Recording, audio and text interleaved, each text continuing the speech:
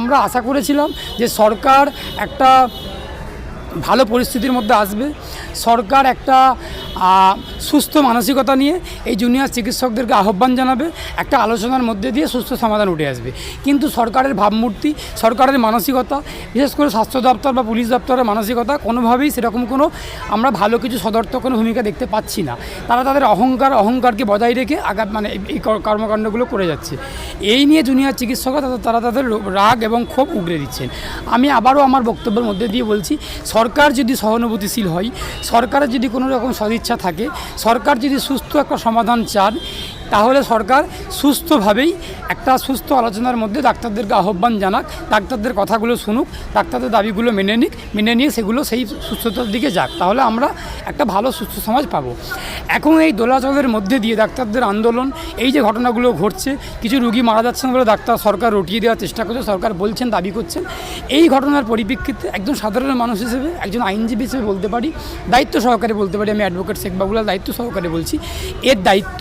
কারণ যেহেতু একটা নির্বাচিত সরকার পশ্চিমবঙ্গে চলছে, গণতান্ত্রিক নিয়ম মেনে গণতান্ত্রিক পদ্ধতিতে চলছে, তাহলে এখন এই পরিস্থিতির মধ্যে যা পরিস্থিতি হচ্ছে, যা পরিস্থিতি হবে, যা পরিস্থিতি হয়েছে, একটা রুগীও যদি মারা যায়, 100টা রুগীও যদি মারা যায়, তার দায় সরাসরিভাবে রাজ্যের স্বাস্থ্য দপ্তরের, রাজ্যের স্বাস্থ্যমন্ত্রীর দায়। তার কারণ স্বাস্থ্যমন্ত্রী মমতা বন্দ্যোপাধ্যায় এই দায় কোনোভাবেই নৈতিক দায়িত্ব এড়াতে পারেন না। স্বাস্থ্য দপ্তর চিকিৎসকদের ঘাড়ে দায় চাপিয়ে, চিকিৎসকদের ঘাড়ে বন্দুক রেখে এসবগুলো করার চেষ্টা করছে। কিন্তু আমি অ্যাডভোকেট শেখ বাবুলাল, আমি আইনের দৃষ্টিকোণ থেকে বলছি, আইনের পার্সপেক্টিভ থেকে বলছি, আমি কখনোই এটা বলতে পারি না যে স্বাস্থ্য দপ্তর, স্বাস্থ্য মন্ত্রক পশ্চিমবঙ্গের এবং স্বাস্থ্যমন্ত্রী সে তার দায়িত্ব কোনোভাবেই এড়িয়ে যেতে পারেন না। নৈতিক দায়িত্ব যেমন এড়াতে পারেন না, সাংবিধানিক দায়িত্ব তেমন এড়াতে পারেন না। রুগীদের যে এই দুরবস্থা, হাসপাতালগুলো যদি এই দুরবস্থা হয়ে থাকে, চিকিৎসক যদি না পেয়ে থাকেন, তার দায় সরাসরিভাবে স্বাস্থ্য দপ্তরের, স্বাস্থ্য মন্ত্রকের এবং স্বাস্থ্যমন্ত্রী মমতা বন্দ্যোপাধ্যায়ের। সেই দায় কোনো অর্থেই জুনিয়র চিকিৎসকদের নয়। তার কারণ তারা গণতান্ত্রিক নিয়মকানুন মেনে, গণতান্ত্রিক পদ্ধতি মেনে শান্তিপূর্ণভাবে আন্দোলন করছেন।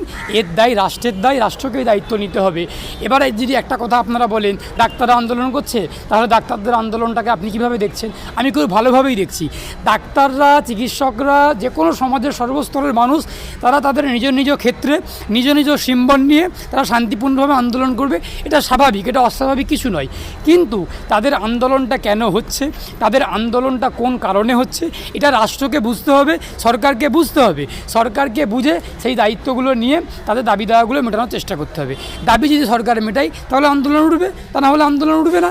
এবার সরকার যদি দাবিগুলো পূরণ করতে ব্যর্থ হন, সরকার যদি তাদেরকে সুস্থ পরিবেশে, শান্তিপূর্ণ পরিবেশে আহ্বান জানাতে ব্যর্থ হন, তাহলে তার দায় সরকারেরই দায়, সরকারকে দায় নিতে হবে। এই তো কথা। ঘটনাটাকে নিয়ে শাসক দল তৃণমূল কংগ্রেস, সর্বোপরি পশ্চিমবঙ্গ সরকার, মাননীয় মুখ্যমন্ত্রী এবং স্বাস্থ্যমন্ত্রী, পুলিশ মন্ত্রীর নেতৃত্বে যেভাবে ধামাচাপা দেওয়ার চেষ্টা হচ্ছে, এটা অত্যন্ত লজ্জাজনক এবং ধিক্কারযোগ্য। এই ঘটনাটাকে যেমন করে হোক, যেভাবে হোক ম্যানেজ করতে হবে। সেই জন্য এখন তৃণমূল কংগ্রেসের নেত্রী মমতা বন্দ্যোপাধ্যায় উনি প্রশাসনকে কাজে লাগিয়ে, প্রশাসকদেরকে কাজে লাগিয়ে, আমলাদেরকে কাজে লাগিয়ে টিমেল পাঠাচ্ছেন এবং ডাক্তাররাও তার পাল্টা ইমেল পাঠাচ্ছেন। এখন ডাক্তারদের যে আন্দোলনটা চলছে, এই আন্দোলনটা সংগত আন্দোলন এবং আন্দোলনটা অত্যন্ত সংযতভাবেই চলছে। আমরা আইনজীবী সমাজ, আমরা সাধারণ মানুষ, আমরা বাংলার সাধারণ মানুষজন, আমরা প্রত্যেকেই এই জুনিয়র চিকিৎসকদের আন্দোলনটাকে সাধুবাদ জানাচ্ছি, স্বাগত জানাচ্ছি এবং তাদের লড়াই আমরা আছি এবং আমরা আগামী দিনেও ছিলাম, অতীতে ছিলাম, আগামী দিনেও থাকবো। এখন এই যে ইমেল পাঠাচ্ছে, পাল্টা জুনিয়র চিকিৎসকরা ইমেল পাঠাচ্ছে, এই ইমেল পাঠানোর মধ্যে দিয়ে, এই যে মেসেজ পাঠানোর মধ্যে দিয়ে কতটা সহনশীলতা, কতটা সহানুভূতিশীলতা আছে, এটা খুব দেখতে হবে।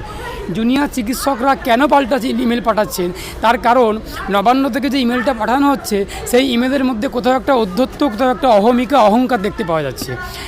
বলছে সর্বোচ্চ ম্যাক্সিমাম 10 জন চিকিৎসকের একটা টিম ঢুকতে পারবে। চিকিৎসকরা বলছে যে না, আমরা প্রত্যেকটা মেডিকেল কলেজ থেকে 2-1 করে প্রতিনিধি আমরা থাকবো। এখন তারা চিকিৎসক, তারা তো মারামারি করতে নবান্ন যাবেন না নিশ্চয়ই, তারা তো অস্ত্র নিয়ে মারামারি, লাফালাফি, দাপাদাপি করতে নবান্ন যাবেন না। তাহলে তাদের একটা সীমাবদ্ধ 10 জনের বলে দেওয়া হচ্ছে কেন নবান্ন থেকে? এখন পরিবারের 7 জনকে খুন করা, তাকে গ্যাং রেপ করার ঘটনা আমরা জানি। আমরা মণিপুরের এই বিজেপির অঙ্গুলি হেলনে 500 মহিলাকে, নারী পুরুষকে গুলি করে মারা আমরা জানি, মেয়েদেরকে উলঙ্গ করে ঘোরানো আমরা জানি। সুতরাং আমরা পৃথিবীর সবার মুখে নারী নির্যাতনের বিরুদ্ধে কথা শুনবো, কিন্তু নারুল্যলুপ আরএসএস বিজেপি তাদের মুখে এই কথা আমরা শুনবো না। এই জন্য দায়ী পশ্চিমবঙ্গবাসী, মূর্খ বাঙালি সমাজ এখনো পর্যন্ত ঘুম থেকে ওঠেনি।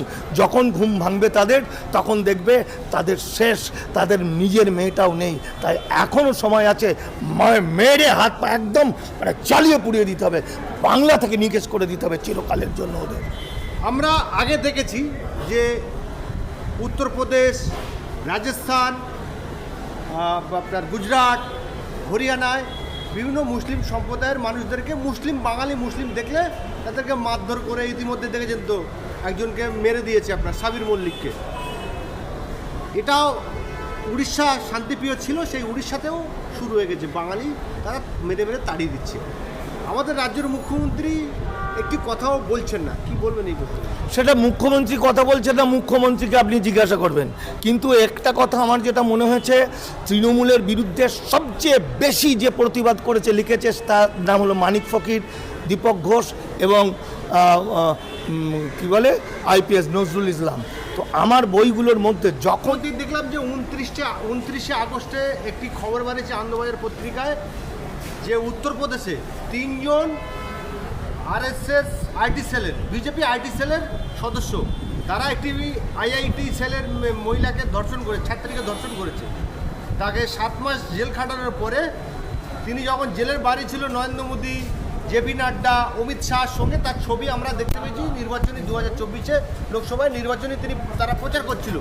পরবর্তীকালে খুব চাপে পড়ে উত্তরপ্রদেশ পুলিশ তাকে গ্রেপ্তার করে এবং 7 মাস পরে যখন তাকে ছাড়া পায়, সেই আইটি সেলের ব্যক্তিদের বিজেপির যারা কর্মী সমর্থক আছে তারা গলায় মালা দিয়ে, পুষ্পস্প দিয়ে তাকে বরণ করে। সেই জায়গায় আমরা দেখতে পাচ্ছি যে জরিনা রোডে বিজেপি এই আর্জিকল কাণ্ড নিয়ে ধর্ণা মঞ্চ করছে, ন্যায়ের বিচার চাচ্ছে। যতদিন না ন্যায়ের বিচার পাবে ততদিন তারা সেই ধর্ণা মঞ্চ চালিয়ে যাবে। বলুন, এর জন্য দায়ী হচ্ছে আমাদের বাঙালি সমাজ এবং বাংলার মানুষ। তার কারণ আজকের